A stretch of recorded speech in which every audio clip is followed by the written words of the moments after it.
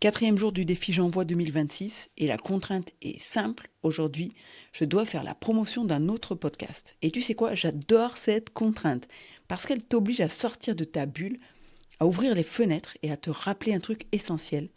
Une voix même très bonne n'a pas vocation à parler toute seule dans son coin. Elle a vocation à faire circuler de la clarté. Alors je vais te parler d'un podcast que je trouve précieux parce qu'il complète parfaitement ce que je fais ici dans Empowercast. Moi, je travaille beaucoup sur ce qui se passe à l'intérieur.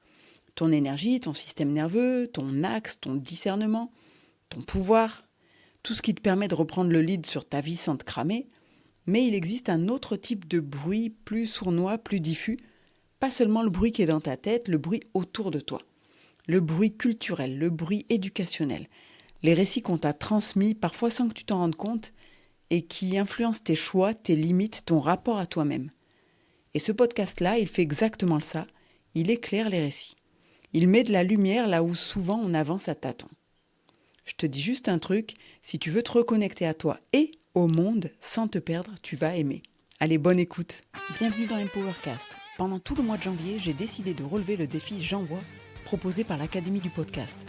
Il s'agit de publier un épisode par jour, tous les jours, en tenant compte d'une contrainte créative ou narrative imposée. Pour l'occasion, Empowercast s'est paré d'un nouveau générique et j'espère que tu l'apprécieras et que tu t'amuseras autant que moi à écouter chacune de ces capsules. Pour info, tu pourras retrouver tous les participants à ce challenge grâce au hashtag J'envoie 2026 sur les réseaux sociaux.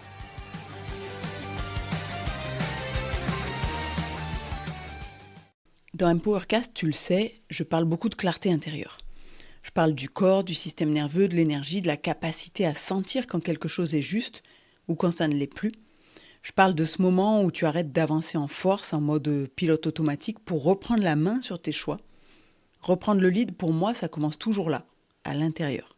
Quand tu es plus au clair dans ta tête, plus stable dans ton corps, plus aligné avec ce qui te respecte vraiment, tu prends de meilleures décisions.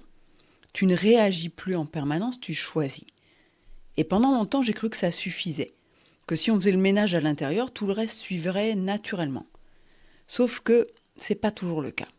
Parce que on ne vit pas dans le vide. Même quand tu fais un énorme travail sur toi, même quand tu es aligné, posé, en conscience, tu évolues dans un monde rempli de récits, de normes, d'héritages culturels, de modèles implicites, de choses que tu n'as pas choisies.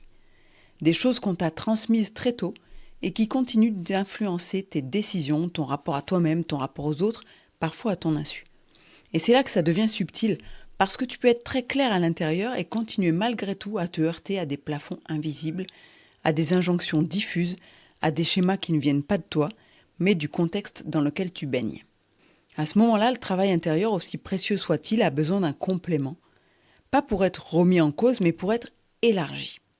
C'est exactement à cet endroit-là que le podcast dont je vais te parler prend tout son sens. Ce podcast, il ne te dit pas quoi penser. Il ne te donne pas une nouvelle idéologie à adopter, ni un prêt-à-penser de plus. Il t'aide à faire quelque chose de beaucoup plus subtil et beaucoup plus puissant, voire plus clair dans les récits qui t'entourent. Ces récits sur ce que ça veut dire être une femme, être forte, être libre, être engagée, être légitime.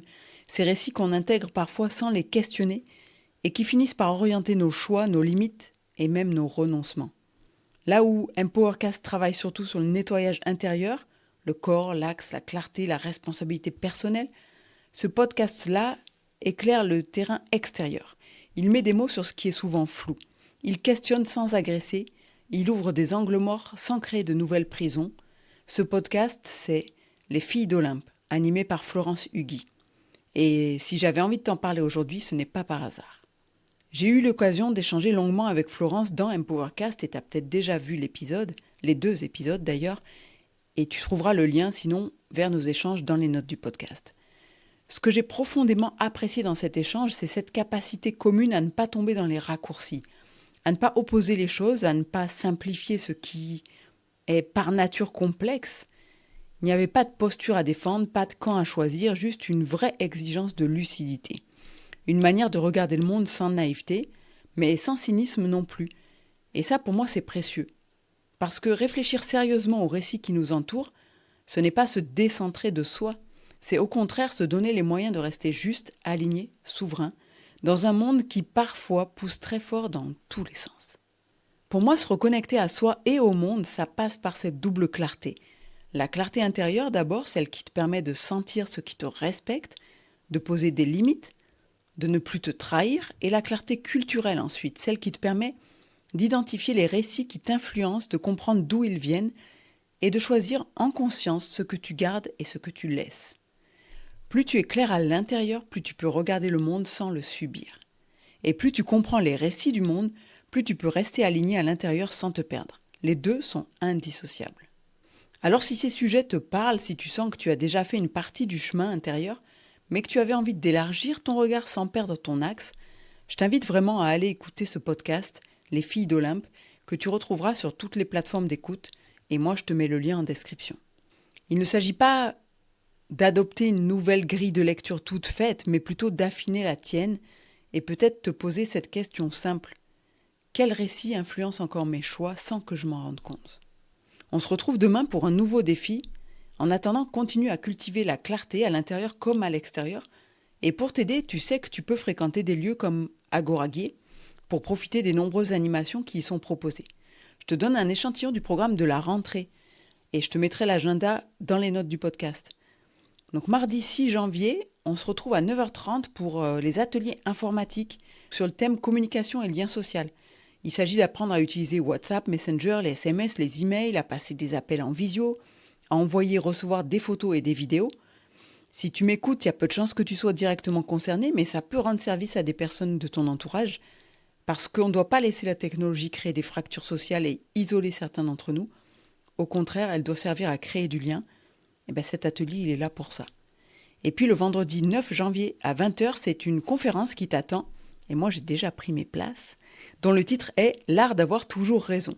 Tu l'auras compris, c'est un spectacle très second degré pour apprendre à manipuler l'opinion ou pas. Je te donne le pitch. 2 scientifiques du groupe interdisciplinaire de recherche pour l'accession aux fonctions électorales, la GIRAFE, prétendent avoir trouvé la méthode pour gagner toute élection. Peu encombrés d'éthique, ils livrent au public les outils pour réussir. Bâtir un programme, parler sans rien dire et avoir toujours raison, même quand on a tort. Ça a l'air sympa, non ? En tout cas, moi, j'y serai. Je te mets le lien en description pour réserver ta place. On se voit là-bas ? Et d'ici là, keep shining ! Merci d'avoir écouté cet épisode jusqu'au bout.